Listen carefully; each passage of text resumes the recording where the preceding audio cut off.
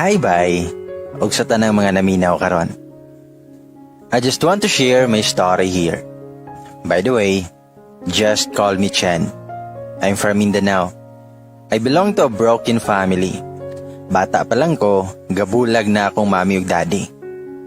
Naminyo og usab akong mami while my daddy is in Luzon. Iyahang gimanage sa mga hotel di adto. Pero walay right si mami sa mga hotel kay family business to sa akong mga yumaong lolo't lola. Sa dili conjugal property sa akong mga parents. Anyways, I will start my story na. I was in college when I met Jeff, my first love. Nagkaila mi tungod sa muang mga common friends kay lahi man mi og school. Engineering iyang kurso, ug ako kay accountancy. He courted me for almost 6 months. Yes guys, dugay na ko siya gisugot kaya ako mao hunaan ang nahitabo sa akong parents.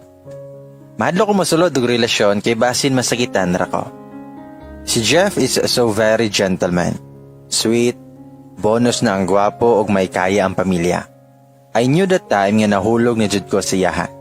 Bisan lahi mig school, hatod sundo ko niya sa eskwelahan. Until one day, I decided nga sugto na jud nako siya kay nadutlan sab ko sa mga advice ni tita. Sa akong tita di ay tuod ko nagpuyo guys since pagbulag sa akong parents. Ningon akong tita sa ko nga Chen, wala kay plano sugton si Jeff. Loy biya, wala jud mi undang og panguyab nimo. Ayaw paasa, og dili ka, prangkahin na lang. Mitubag ko nga, mahadlok magugkot tita eh. What if? Mitubag si tita nga, mahitabo ang nahitabo si mo ginikanan? Ayaw i-general Chen. Dili tanan love story pareho og ending si mo ginikanan. If you love Jeff, ayaw pahirapi imo ang kaugalingon. Sa mo tong i-text si Jeff nga may istorya ko. Nakita mi sa resto. Gwapo kay siya guys. Kinsa man ko nga dili ma-in love siya hatawon ay. Then una siya nga nakaabot na ako sa mga meeting place. Pag-abot na ako, mingon ko niya nga, "Hi Jeff, sorry na late ko gamay." Itubag siya nga, "Okay ra Chen. By the way, unsa may atong istoryahan di ay? Why man diri pa nato istoryahan? Sa inyuhan na lang di ay." Wala ko siyang giingnan. "Yeah, Jeff, it's a yes." Tubag siya nga, "Yes? Nasa yes, Chen?" Ginan ako siya, nga yes good. As in yes. Gisugot na tika. Og lipay kay siya guys, kay finally daw gisugot na nako siya. Mas misamot pa siya ka-sweet na ako. Jeff was everything that time. Happy kay me. Until naabot mi og 1 year. Nag-celebrate me together. Kaon, laag, tanaw sini among gibuhat. Wala day sa mua ang sex guys. Kaya I told Jeff nga dili pa ko ready. Ug nisabot raman sab siya. Nakailan akong daddy siya kay permi man ako patawagan si daddy through video call. Ug naabot ang graduation ni Jeff, netok sila Ug wala ako magdahob nga dubli di ay ang ilang handa. Para siyang graduation ug para sa pag-propose niya nako. Ulaw kay ko as in kay sidya sa tubangan sa daghang tawo. Yes guys, ming yes ko syempre. He can wait man daw until mo graduate ko. And then years passed, graduation na sad ko. Lipay kay couple si Jeff kay after ani nga celebration, kasal naman namo ang planohon. Naka-work na ito si Jeff sa firm si Antito. Smooth lang yapon ang mga relasyon. Ako pa wala isa. Wala pa nang itaw trabaho kay ug bahin sa money, pinadalhan man yapon ko sa kong daddy. Ug si Jeff sad ginahatagan ko niya kada sahod niya. Sa kuha niya ihatag tanan sahod pag wala siya gamitan. And then one time, nagstorya min Jeff about sa mga plano. Ngayon siya nga, "Babe, nakasal na ta. Stable naman ko. Ikaw ayaw na lang sa pag-work kay gusto ko magka-baby dayon ta." Tubag ko nga, "Sige babe, kuhin man imo ang gusto. Hapit naman mahuman ang tuig babe. Next year na lang kay maot daw pakasal ko mga last month na sa tuig."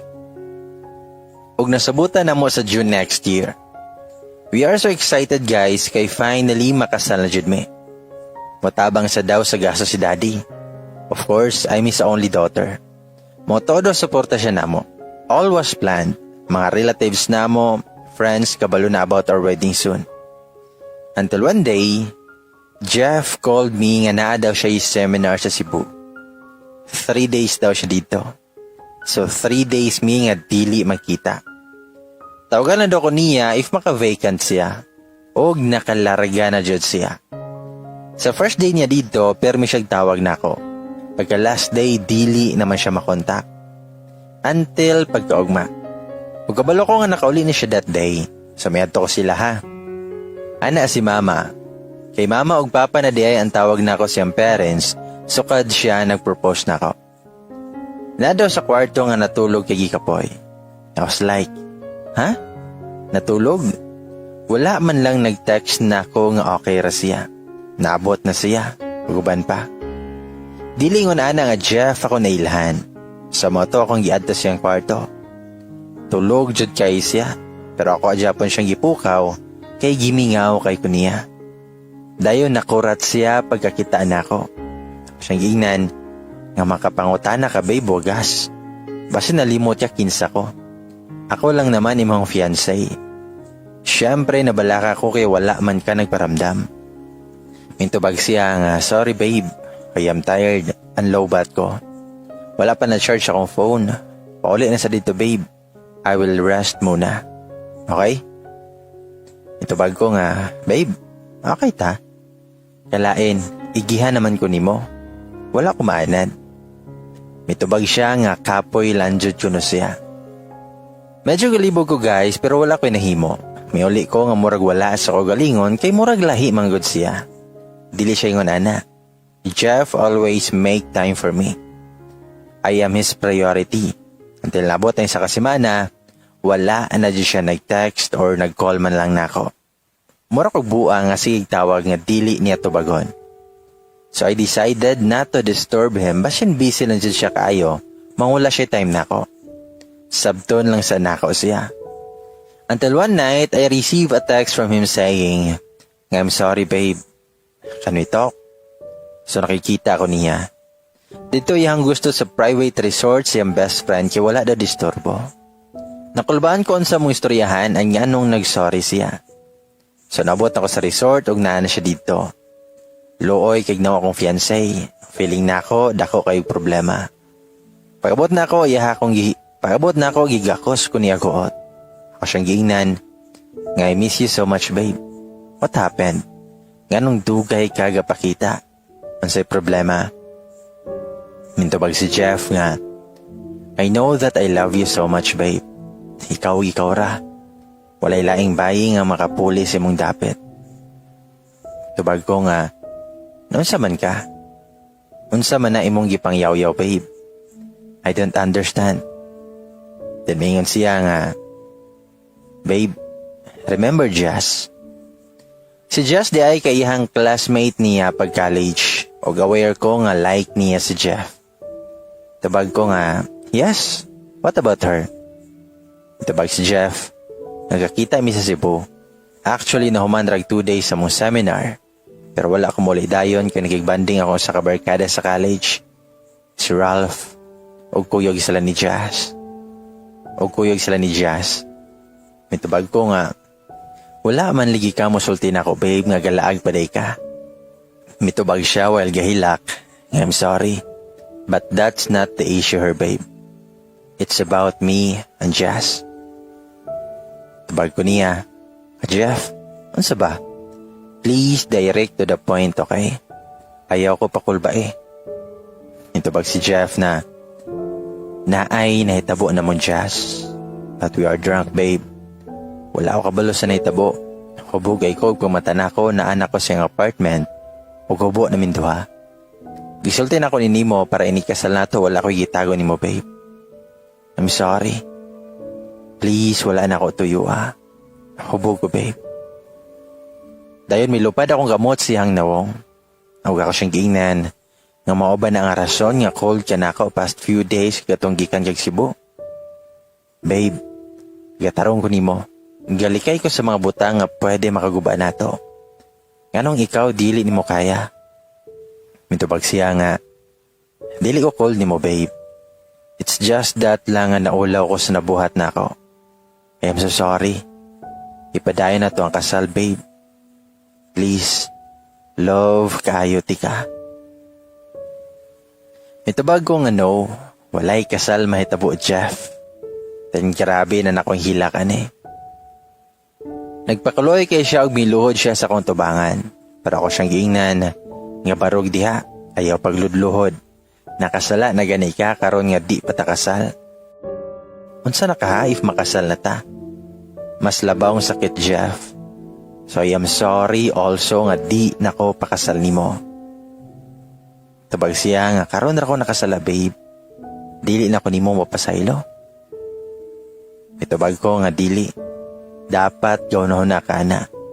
Karon ra ka nakasala pero wala nimo na nga mahayan na nimo hangtod sa hangtod. Midagan ko pagawa sa resort, dili na ko kaya ang kasakit. Pila ka days nga pirmi tawag og text si Jeff nako pero never ko nag-reply. Nasakitan kay ko though wala siya relasyon sa girl pero naay nahitabo nila. Kaya man to niya likayan si Jazz kay aware siya before nga nagka-like to niya pero wala niya buhata. Jeff was my first love and my first heartbreak. Human sa nahitabo, gadaot sad ko. Wala ko'y gana mukaon, pero meron kong mukmuk sa room. Magawas ko usahay para mo palit o gilimnon. Ga-practice ko ginom, matusita sa room to bring foods pero dili na ako kanon. Asin sakit kayo. Ulaw pa dyan kita na mga relatives kabalo na abot sa kasal, unya dili madayon. One day nadala ko sa ospital kay nakulaps ko, tungod sa walay kaon. Sa permihilak, haggard na kay ko. After pila ka weeks, nakagawas ko sa ospital. O gipadto kong daddy sa Luzon para makalimot kong Jeff. So niskot ko kay gimingaw na sa kong daddy. Nag-eskwela pa ko last na kong adto dito. So dayon flight na ako. Sa plane pa lang gahilak na og ayo. I miss Jeff so much. Wala na ko'y balita niya. Last time niya siya hospital, wala siya pasudlan ni tita sa kong room. Kay basin mo sa motra daw ko kaluya if makita siya. Sakit pagyapon kaayo ang nahitabo namo. 4 years ang nasayang. Sa isa lang kasayop ni Jeff. Anak kong friend nga paselo na lang daw na ako si Jeff. Total kaisa raman daw to nahitabo. Pero kung mind og hard dili man kaya magpakamartir. I love Jeff that much mao nga nasakitan kay ko. Dayon ay mikalit og ingon nga will you please stop crying? Nakurat ko sa kong tapad sa plane. Nalimot ko na namaday ko'y tapad niya lalaki. Itutukan ako siya. Gwapo, pution, pero istrikto lang kaayog dagway. Wala na lang kumitingog. May atubang na lang ko sa bintana. Pagtugpa sa plane, gitagbo kong daddy sa airport. Gikan sa airport, diretso ming daddy sa hotel para makarest ko. Ever since na jud ko'y own room sa hotel. Kaya sa unang every vacation, dito jud ko maglaag at tong bata pa ko. Pagabot na ako, nakatulog din ko sa kakapoy. Gipuka kong daddy mga 6 p.m. para mag-dinner. While nagkaon ming daddy, I saw that familiar face on the other table. That guy in the plane. So naday siya gistay sa mong hotel. Bahala siya. Istrikto pod siya.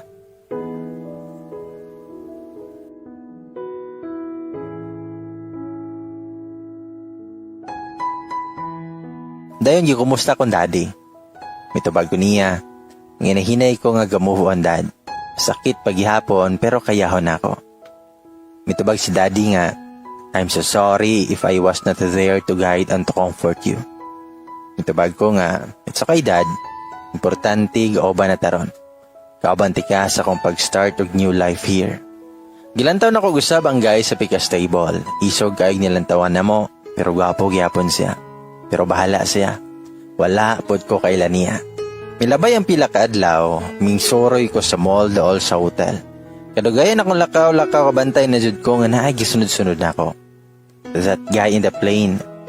May honong ko, gakaw siyang gipangutana. Excuse me, gisundan ko nimo. May katawa siya og miingon, ngunsay pagtuon nimo nako, stalker? Tubag ko niya, nga malamang kay gisunod-sunod man kanako. Mitubag siya, nga dili ka gwapa para akong i-stalk. Mitubag ko nga what? Bastos ka. Gilawd ko sa lalaki pero gipili na ko mulakaw na lang. Narakay adlaw na ko tawhana ka.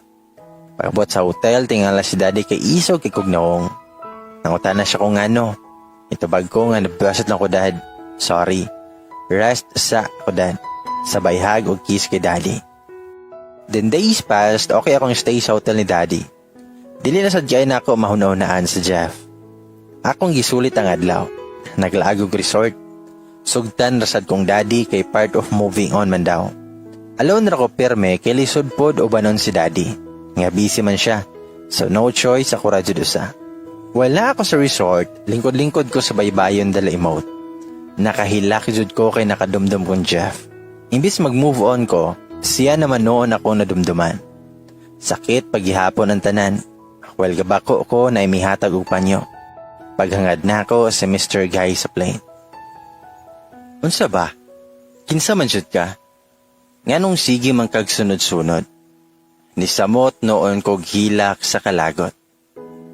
Mitubag siya nga, why are you crying? Mitubag ko nga, wakay labot. Pwede ba nga pahawa dere? Mitubag siya nga, sorry. Guest sab ko ani nga resort. Wakay mahimo ana. Oh, by the way, why are you alone? Where's that man? That old man? Mitubag ko nga, unsa? Unsa man ang gipangyaw-yaw nimo? Mitubag siya nga, kapit ka rin pala sa patalim. Wala kayong pinagkaiba. Pati matanda, papatulan. Dito na ko na-realize nga gatuo siya uyab na ko akong daddy. Nabuisit kay ko. Ako asyang gisagpa. Huwag ako siyang giingnan nga you don't know me. So stop acting you knew my story.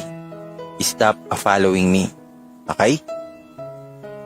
After that incident, may uli ko sa hotel pagkaugma. Ug wala na nako nakita ang lalaki sa hotel. Pagkagabi na nag-text akong cousin, ang si Kuya James. Makikita daw siya kay dugay na mi nga wala gakita. Anak ni siya sa iso ni daddy. So pag-ugma dayon gakita mi sa mall. Gitreat ko niya gaon o gishoppingan. Kay bag-o man siya nga naog sa barko, mauto nga na marayig ko. After adto gihatod ko niya sa hotel. Pag-abot na ko sa hallway, nakita na ako ang lalaki. Wala pa dahi siya ni check out. Masay drama sa life aning tawhana sa hotel gapuyo. Dugay naman ni siya dere. Ngayon siya nga, new guy naman sa lagi. Sumura ang old man. Ako na siyang giisnab og diretso kog lakaw kay wala na ko siya paminawa. Gaduda na po siya nga uyabing Kuya James. Aha kayo nga lalaki jud. Wala na ko sa akong room na inanuktok. Pag open ako, siya man, hanggang ngisi. Pagmingon ko nga, excuse me. Pagmingon siya nga, by the way, I'm Tyrone. Can I come in? Mitubag ko nga, who cares? O ako'y labot kinsa ka. Pahawa dere kay busy ko. Mitubag siya nga, is he inside?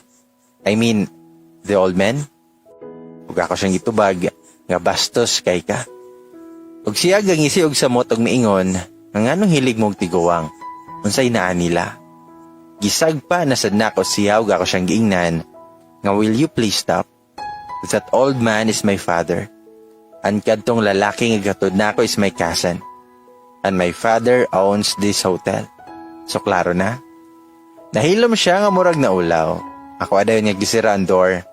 The next day nigawas ko sa hotel ug gisundan kong Tyrone. Ug ako siyang giingnan. Nga unsa man, manginsulto na sab ka? Unsa naman sad po di mo nakitaan? Mitubag siya nga, I'm sorry.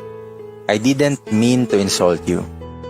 Base ramang good sa ako nakita, maong nakaingon ko nga imong sugar daddy to imong kauban. And starting that day, perme na ko niya nga atangan ko mugawas ko. Ug nagkasuod jud me, kay he shares everything to me. The reason why naa siya sa among hotel is because broken-hearted pud siya like me. Ipagpalit daw siya sa iyong uyab sa tigulang nga kortahan. Dahil nakadecide siya nga mag-move on, pero wala siya kabalo asa siya padulong.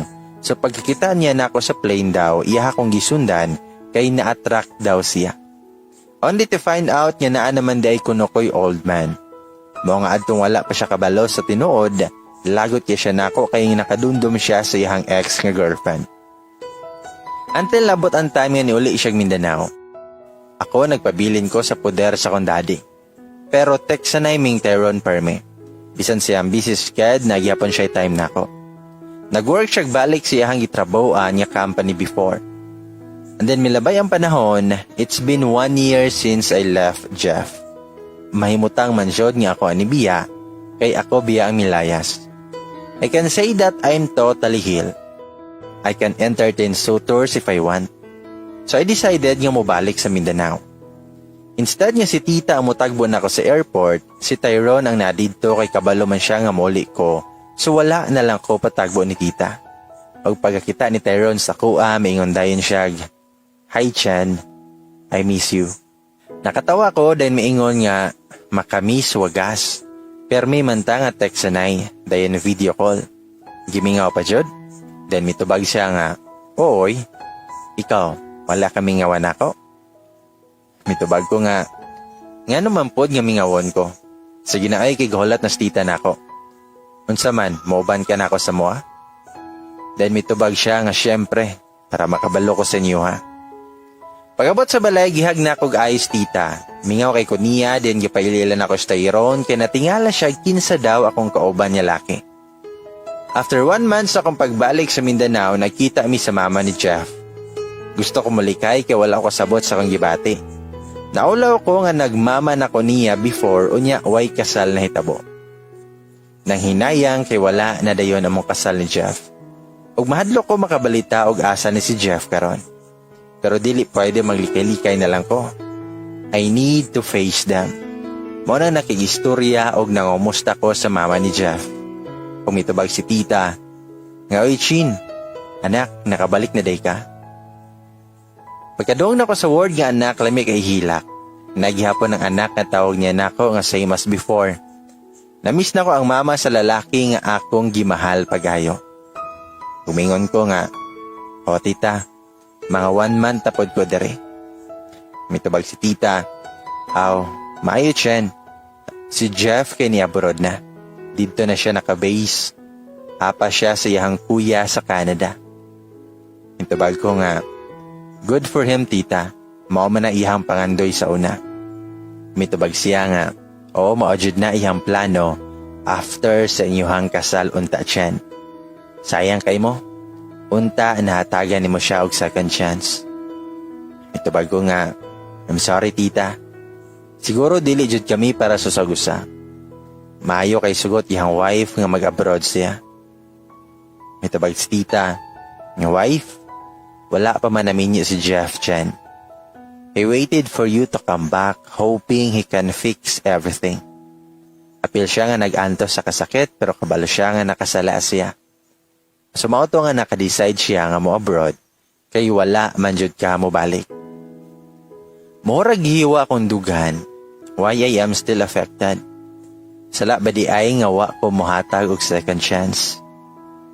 For me, that was the best thing to do that time. Ang mo palayo. Pero why I have this feeling nga mura kog na guilty. Ug milabay na sa mga panahon, it's my birthday. Pero wala ko mosugot nga magpa-party si daddy. I just want it simple.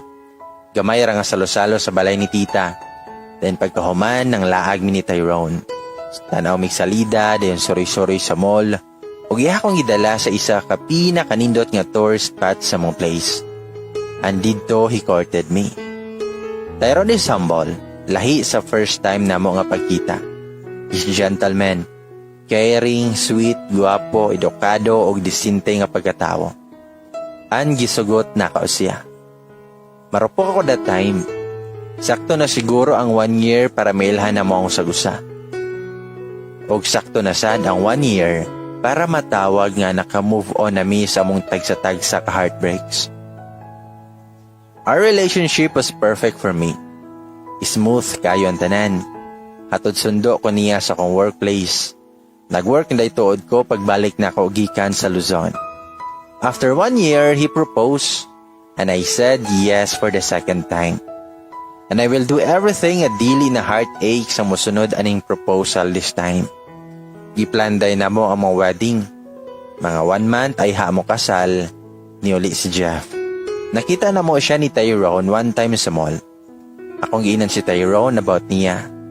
Lagot si Tyrone kay maod ay kunutoy nakaingon sa kong heartache sa una.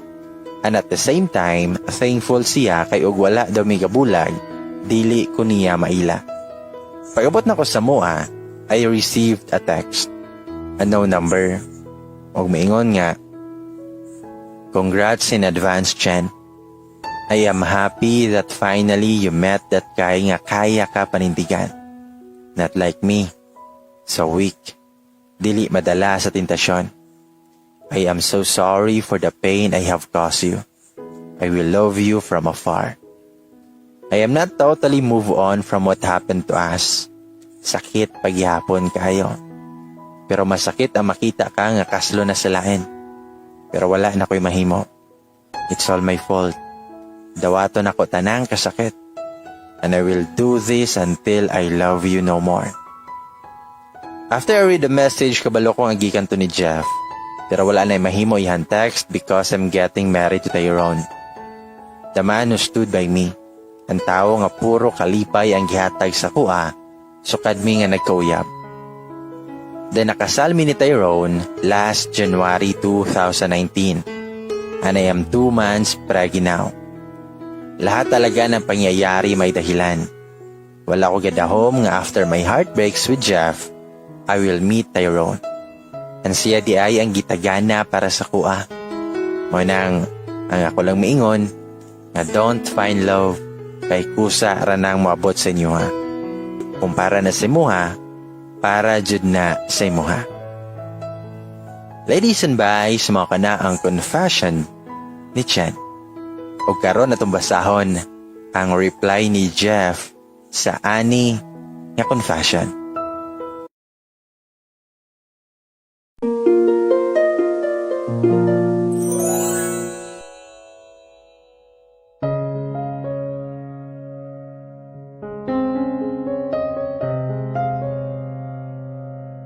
Hi ladies and boys og sa tanang mga listeners. Og karon akong basahon ang reply ni Jeff sa confession ni Chen. Hello everyone and good day. This is Jeff, the man behind Chen's heartbreak. Gusto lang na ako i-share akong side, bisa na na-confess na ni Chen tanan. But I want to share also what I have felt the moment that incident happened. By the way, dili kay ko tigbasa o tigpaminaw dere. Nahibawan na lang nako nga nag-confess sa Chen na tungod sa akong igagaw nga hilig kayo mubasa og maminaw dere.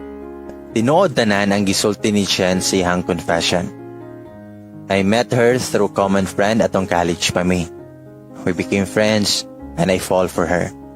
She's smart, pretty, so understanding, sweet and caring. I courted her. Pero dugay kay nako na angkon ihang tamis nga yes. But it's all worth it. Isa pagsugot niya nako, puro man happiness ihang gipabati nako. She's my world that time. I love her so much. And I am planning to marry her someday and have kids with her.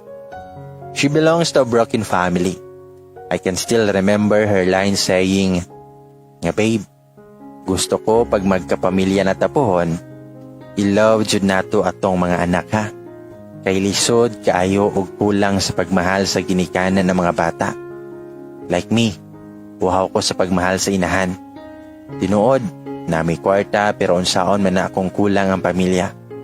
Mas pilion ako nga kulang ko financially basta kumpleto akong pamilya."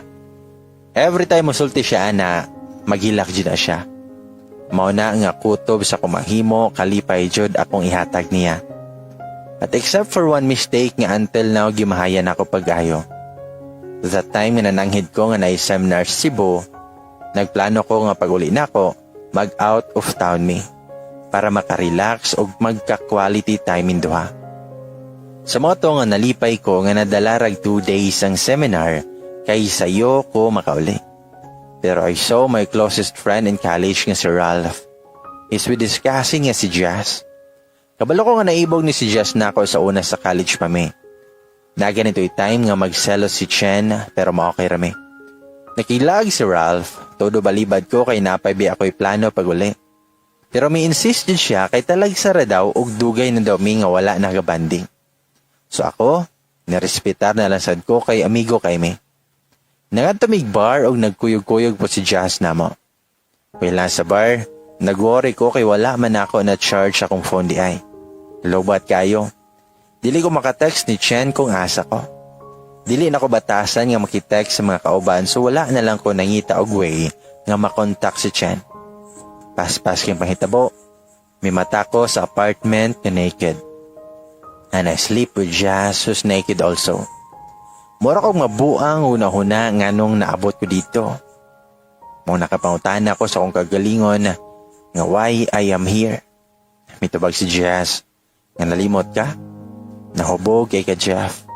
Dili na ka makakayag uli sa hotel nga imong gipunduhan, so I bring you here in my paradise. Daw ka siya ngisi. Mananangutan ako niya na what happened to us. Don't tell me nga. Umisumpay si Jazz nga yes. Something happened to us. Marupo ka eh. But don't worry, di ka ingnon nga pakasli ko. I know you love Chen so much.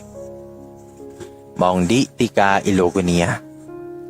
Niuli ko Mindanao nga lutang. Wala ko sa akong kaugalingon. Wala sa kumitawag ni Chen to let her know nga naabot na ko kay galibog ko sa akong buhaton. Nakasala ko niya. Nakasala ko sa babae nga akong kilove pagayo.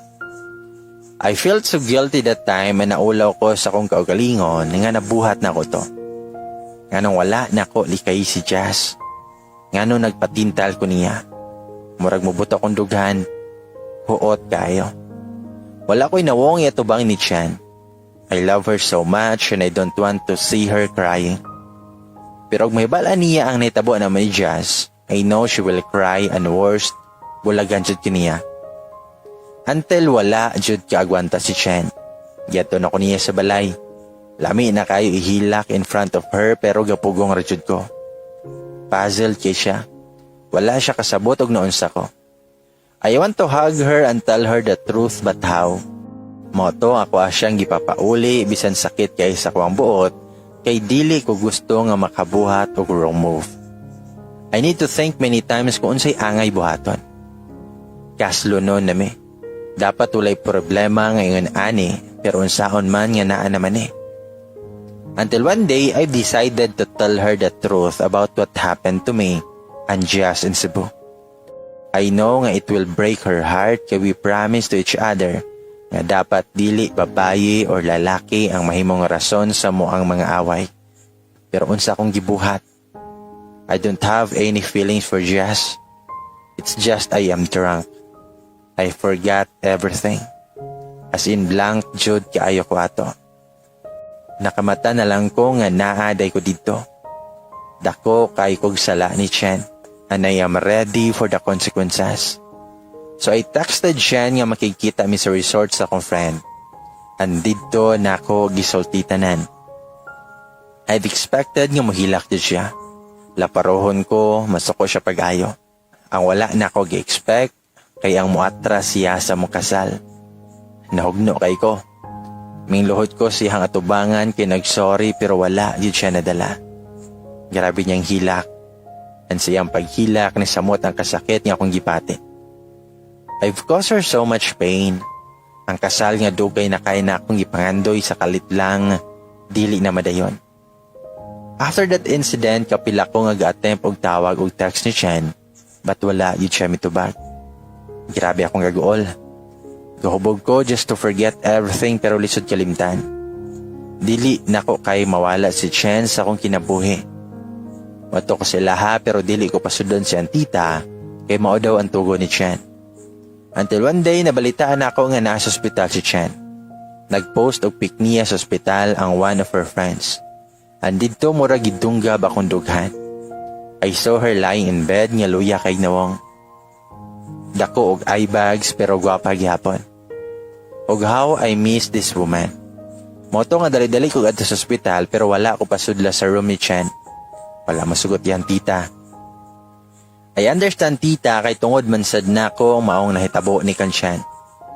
After a week, nakagawas na si Chen. Angi palarga siyang daddy dito sa Luzon. Misamot kog kahugno kay layo na jud noon kayo me. I can fix everything na jud kay layo na siya. Nakaibalita ko siya mga friends about her kay giblockman ko niya sa social media. I waited for her kay gatuo ko nga mobalik siya if ma-okay na siya. Pero nabot naman og tuig wala man siya mobalik and her friends told me nga basin didto na daw si Chen for good. I asked them if naa na ba'y boyfriend si Chen dito. Wala pa man daw. So murag na okay rasad ko nga at least wala pa siya uyab. Nakadecide ko nga mularga na lang og Canada kay maoman jud na akong plan after our wedding. Hoping nagbalik na ako ma-okay na ang tanan. Wala ako dito sa Canada pero may ko kumustahon sa kumama. Kung okay na ba ko? Kumusta akong trabaho o guban pa? Ug akong itubag ni mama, kay okay raman ko ma. Ang dili lang okay, mao among relationship ni Chen. How can I fix everything? Nga murag ako na lang man siguro ang iasa nga ma-fix pa mi. Tabag ko mama, oh by the way, I saw Chen yesterday. Nibalik na siya dari Jeff. Tabag ko nga, really ma? O niya, kumusta man siya ma? Tabag ko mama, murag okay na. Pero na, based sa among pag-istorya murag wala na siya'y plan nga ma-okay pa mo. Dayon kalit lang nga nitulo kong luha pagkadog na ako sa giingon ni mama. Pero niasa Japon ko nga one day everything will be okay. Muli ko inigmahuman akong kontrata. Kung need nga magludluhod ko sa tubangan buhaton ako. Mabalik lang na ako ang babayi nga gimahal na ako pagayo. Until one day isa ka balita nga nabot na ako. Balita nga nakapahilak na ako tibok adlaw. Chen is getting married with someone else. Wala na may pag-asa kay kaslo naman siya. Dili o kadawat, sakit kayo. Timing kay muli ay napud ko. Gusto na ako makita si Chen and makaistorya aya siya kaslon. Pagabot na ako sa Pinas, gusto kayo sa kumbuot nga tuon siya sa ilaha. Pero ingon si mama nga dili maayo, kay naa na daw dito iyang husband to be. Basin magubot pa daw hinoon. Masamot og kasako si Chen ako. Until I saw her unexpectedly sa mall. Pero na siya'y kuyog laki. So I conclude nga mo to iyang pamanhunon. Guwapa kay si Chen. As usual, ang makita na ko nga happy kayo siya. Wala ko muduol, igor ako galantaw niya, og nakita sad ko niya. Walay reaksyon iyang nawong pagkita na ko. I still saw that hatred in her eyes. Kadako na kong tanga nga nabuhat og dili maayo nga mao'y nahimong rason nga nawala na ako ang usa sa pinaka-importanteng babayi sa akong kinabuhi. When I got home, I texted her. Mayo gani kay mihatag number iyang amiga. Gi-congratulate na ako siya in advance. Sakit ya kong dughan while typing those message. Maybe I will let her go. Dili na ko dapat mo hold pa sa pag-asa nga ma-okay pa mi. Kaya wala na'y pag-asa. Sakit yung process pero maginahinay na siguro kog move on. After silang kasal, her friend told me nga tuwa daw sila sa Palawan for their honeymoon. Nasakitan kay ko kay mao man na among plan after sa mo kasal. Nga sa Palawan mi mo adto. Sakit na lang kaayo kay dili na ako iyang kuyog. After a week, I received a text from a no number. Mga giingon kay, "Hi Jeff. If this is Jazz, I just want to ask apology for everything, Jeff. Sa akong nabuhat nga may rason sa naitabo ninyo ni Chen. Maybe it's the right time to tell you everything. Bisan sa naitabo, wala man gihapon ka makuha. Oo, nagbulag mon Chen pero in love man gihapon ka niya. Wala man gihapon ka muling inako. Jeff, ang tinuod, wala may nahitabo nato.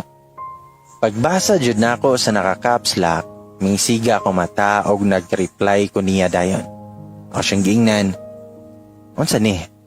Part Japanese imong kagaga, Jazz? Tubag siya nga, "No Jeff, tinuod nga walay nahitabo nato." Oo, gituyo ko rato kay nagpicture ko. Kaya kuha unta nga isend ni Chen para biyaan kaniya. I really love you, Jeff. Nabuhat na ko to. Pero nabalitaan naman ako nga bulag na mo, so wala na lang ko ga-effort nga mag-send. Itubag ko nga, "An kabalo ba ka sa rason nga nung gabulag mi? Because I told her sa nahitabo nato, niya buhat-buhat taram dayto nimo tanan. Wakay kasing-kasing Jazz. Iguba nimo among mga kinabuhi. Dili na mabalik ang tanan. Og ayaw pag-asa nga magustuhan ti ka, kay dili na mahitabo. Itabag si Jazz nga, I'm so sorry, Jeff. In love lang ko maong nabuhaton nako. Sorry kayo. I know nga dili na pwede ninyo ibalik ang tanan, ay kasal naman siya. Pero pwede pa nimo nga makonfess niya tanan, aron mawala ihang kasuko ug makabalo siya sa tinuod. Sorry. BS kay diba? As in, aha kayo. Tanan na mong kasakit ni Chen, mga luha nga mong giusikan, tanan na sayang tungod ra sa wala. Wala na nako reply si Jazz. Siguro og naa pa siya sa kong tubangan, basi napatay na ako siya. Tungod sa kalagot. Unsaon ako pagsulti si Chen sa tinuod nga giblockman ko niya sa tanang social media. And bisan makabalo pa siya sa tinuod, wala siya po'y kwenta. Kasal na siya. Grabe kaayo ang tadhana ba? Sakit kayo mo dala. Sakit kaayo mo dula. Nawala si Chen nako tungod lang sa way klaro nga tao. Until my cousin told me nga nag-confess na si Chen dere. Sa mga to nga naka-idea ko nga mo confess pod, basin mo ni way aron makabalo siya sa tanan. Though it's too late, important thing is she will know the truth. Nga wala day ko makasala niya. Parihami nga biktima sa panahon. Pagkabalo na ko sa confession ni Chen, grabing tulos sa kong luha. Dili mapugngan, gimingaw kay ko niya. To Jazz, you don't have the right to ruin our lives. Grabe ka. Wala kay kasing-kasing. Karon, happy na ka. Guba na mi. Guba na ko. Wala na si Chen sa kong kinabuhi. Wala na iway nga mobalik pa siya. Bisan unsa pa imong buhaton, dili ko magkagusto sa parihan ni magbatasan. Para kan Chen, hi there babe. I miss you so much. I'm so sorry for everything. I hope mabasa ni nimo. Sa tinood lang, galisod ko. Galisod kong move on. Samot na kagiinan ako ni Jazz sa tinuod. Wala ko'y sala, babe. Biktimara ko. Biktimara ta pariho. Kabalo kong wala na ko'y right mo tawag ni mong babe. Sorry. Dili jud ka mawala sa kong kasing-kasing. That line of mine nga, until I love you no more. Ambot ka no sa kaha na mahitabo. Because until now, I am still in love with you. So much. Ikaw og ikaw ra gyapon, babe. Pero dili naman pwede, ay kasal na ka. Pasagdi na lang sa ako nga higugmaon ka sa hilom. Please. Good luck to your coming nga anak, babe. Punta, baby girl na. Kay mo ba anay mong gusto nga baby girl lang una ni mong anak.